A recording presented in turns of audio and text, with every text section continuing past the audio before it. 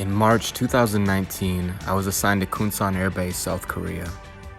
While there are many stories about Korea, this one's mine.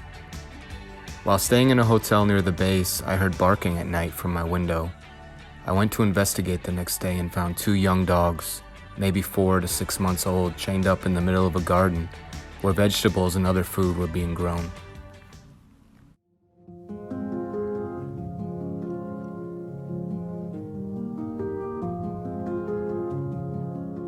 It's okay. It's okay. While I could see that someone was keeping them here and feeding them scraps, it was clear that no one was really taking care of them. They were starving for attention and were terrified of me the first time that I approached them. The smaller of the two, the male, was chained up directly on the side of a highway above a sewage ditch. A chain-link fence kept him from falling in. The larger female was chained about 20 feet away inside the garden, with no contact between the two. I wanted so badly to take these two kids home with me, but being stationed at Kunsan meant that we live in the dorms and pets weren't allowed. So being that no one was doing it, I decided to do it on my own, right there where they were. I stocked up on food, water, towels, treats, toys, whatever I could find to bring a little happiness to their lives. Considering the situation and location, I knew that each time I visited them might be the last.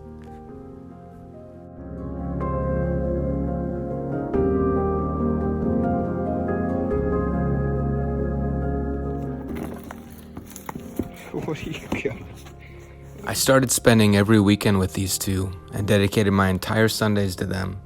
As I posted each visit online asking for help and ideas, friends and family began noticing, sending care packages and donations to assist with the expenses of caring for them. Eventually, it became my mission and my obsession to find help for these two, and I called them my garden pups. This went on week after week for 3 months.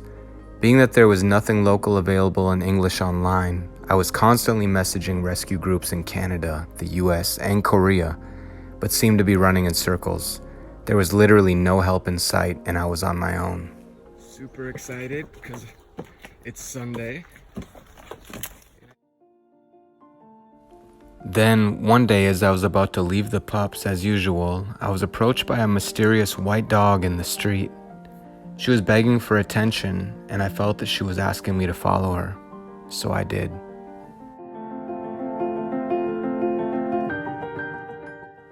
She led me to a pile of trash nearby, close to Gunsan Airport. There, I found 3 white dogs trapped, abused, and starving for food, attention, and begging hopelessly for someone to help them. Their conditions were unspeakable: flies, feces, nails, and no way for me to get in or for them to get out. I added them to my list, and I was now spending every weekend with the 2 garden pups and the 3 white dogs. The gifts that were sent for me to give them were clearly the first that they'd ever had, and if that didn't motivate me to go back every week, I'm not sure what did. I began to call them the airport dogs.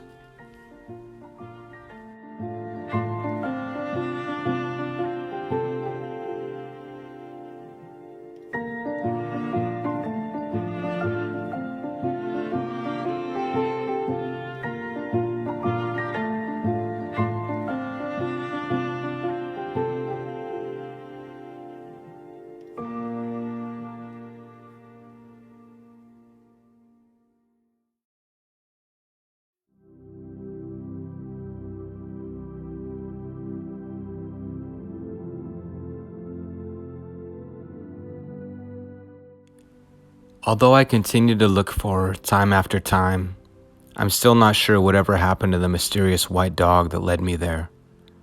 But wherever she is, whatever happened to her, I hope she knows that she was a guardian angel for someone that day. Then, one night in June, after 3 months of tirelessly searching and praying for help, I received a message in Korean from a local Gunsan girl. Her name was Myung-jin. After all this time, I couldn't believe that someone was finally calling out to me. She told me she wanted to help, gave me an address, and told me to come to a place called Gunsan Dogland the next morning. So I did. And that's when everything began to change.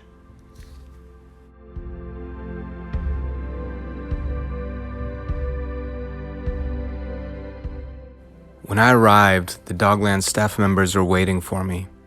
Myung-jin had explained the situation to them and to the owner of Dogland, Mr. Lee. He kindly and thoughtfully accepted me and my request and gestured for me to follow him. So I did. I directed him to the location of the airport dogs, which turned out to be owned by a restaurant across from the airport.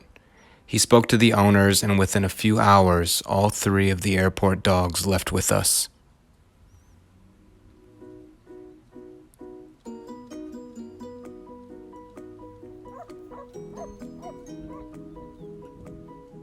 We named the oldest of the 3 Talim, meaning moonlight, because despite her many years in darkness, she never stopped shining.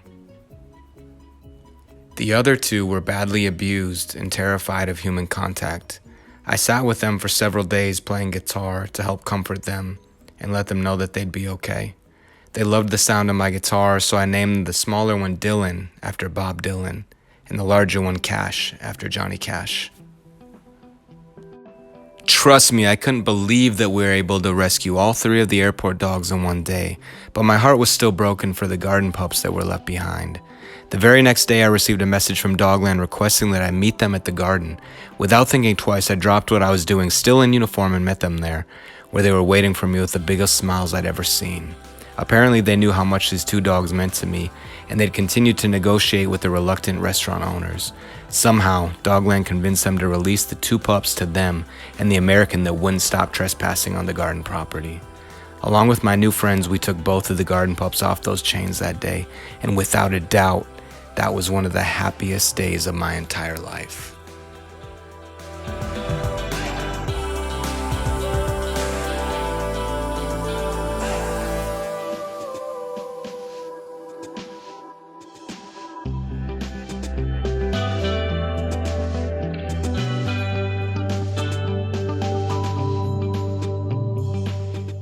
They named the smaller one, the boy from the sewage ditch, Atom, after the Japanese superhero, and the sweet girl was named May.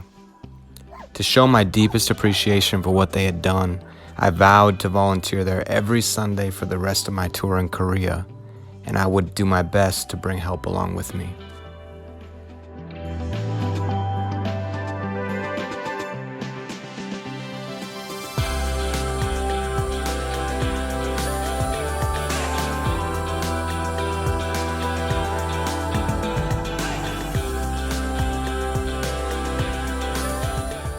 But Dogland wasn't prepared for the help that was about to follow.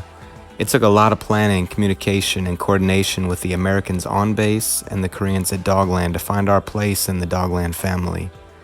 But all of the right people rose to the calling, and everything somehow fell into place. Once the word got out about Dogland, it turned out that everyone wanted to be a part of it and to put their talents to use. Dog handlers, photographers, social media coordinators, Korean translators, you name it.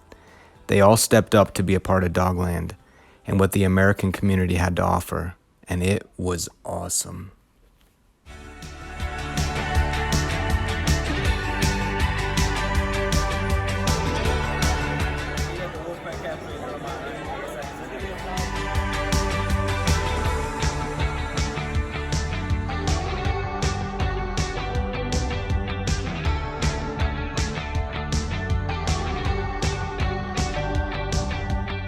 Sit. Good boy.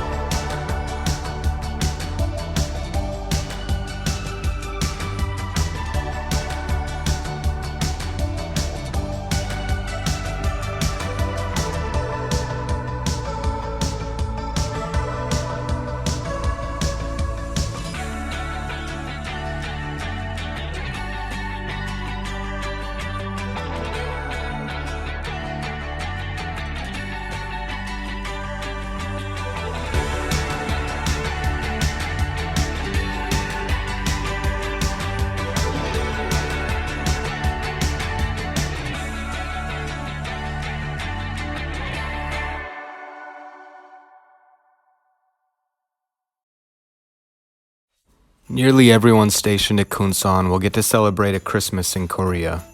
And if you're going to celebrate Christmas in Korea, what better way to do so than with 600 dogs that have never even heard of it? And with the help of our members and their generous friends around the world, that's exactly what we did. And I don't think a single one of us will ever forget it.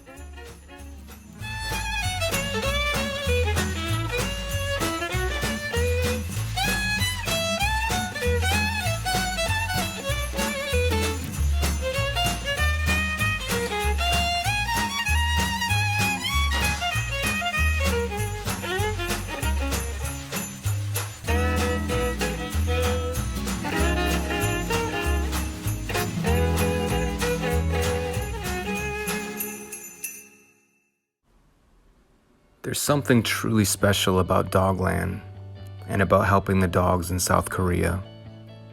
It becomes a home, a family, something to belong to. Or maybe it's really just a purpose that's been waiting for us to arrive.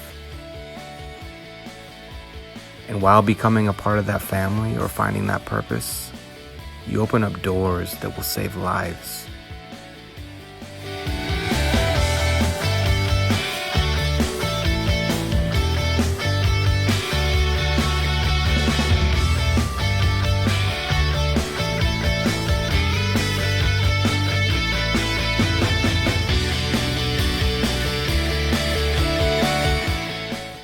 Most of us in Korea will only get 1 year to spend there. So don't waste it.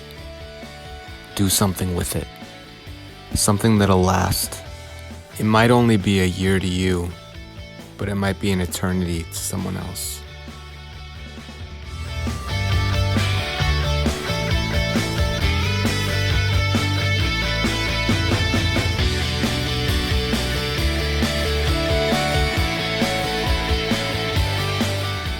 If you look for them, you'll find them. There's a special group of people in Gunsan that are saving lives every day and have dedicated their entire lives to it. The people of Gunsan Dogland are there, waiting.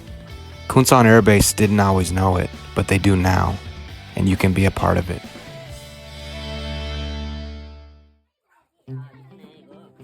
And before I knew it, just like a dream, my year had come and gone, and it was time to say goodbye to the rescuers that had come to my rescue.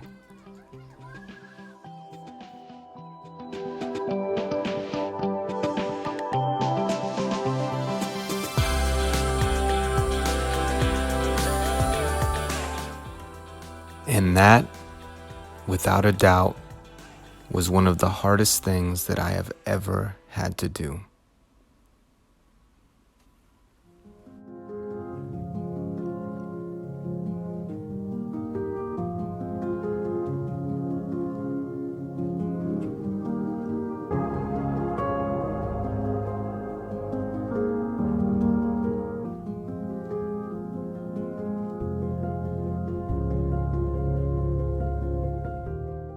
I came to Korea without a purpose, and I found it. I found dogs with no hope, and they have it. I found Kunsan Air Base and Gunsan Dogland with no bridge to each other, and we built it. Sometimes there are lives that you have to leave, but what matters most is the way that you left them.